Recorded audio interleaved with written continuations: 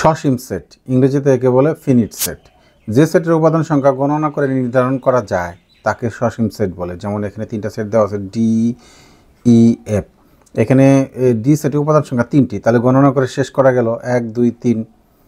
এখানে মাঝখানে dot dot আছে, তারপরেও এটা গণনা করে শেষ করা যায়। এখানে 20টি উপাদান আছে। আর এক্স মৌলিক সংখ্যা কিন্তু এটা সসীম নয়, কিন্তু এখানে লিমিট দেওয়া আছে 30 থেকে 70 পর্যন্ত। 30 থেকে 70 পর্যন্ত মৌলিক সংখ্যা কিন্তু লিমিট, অর্থাৎ সীমিত, গণনা করে শেষ করা যাবে। এর জন্য এগুলো হচ্ছে সসীম সেট। আর অসীম সেট তাহলে বোঝাই যাচ্ছে যেটা গণনা করে শেষ করা যায় না। আমি দেখাচ্ছি যে অসীম সেট ইংরেজিতে একে বলে ইনফিনিট সেট। এখানে একটা ব্র্যাকেট হবে। যে সেটের উপাদান সংখ্যা গণনা করে শেষ করা যায় না তাকে অসীম সেট বলে। যেমন এখানে একটা সেট দেওয়া আছে এক্স বিজোড় স্বাভাবিক সংখ্যা। বিজোড় স্বাভাবিক সংখ্যার তো শেষ নেই, 1 3 5 7 এভাবে চলতেই থাকবে।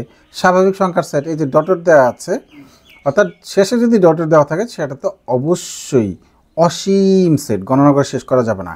আর এখানে দুই দিকে ডট ডট, এইদিকে এদিকে, দুই দিকেই অসীম, গণনা করে শেষ করা যাবে না।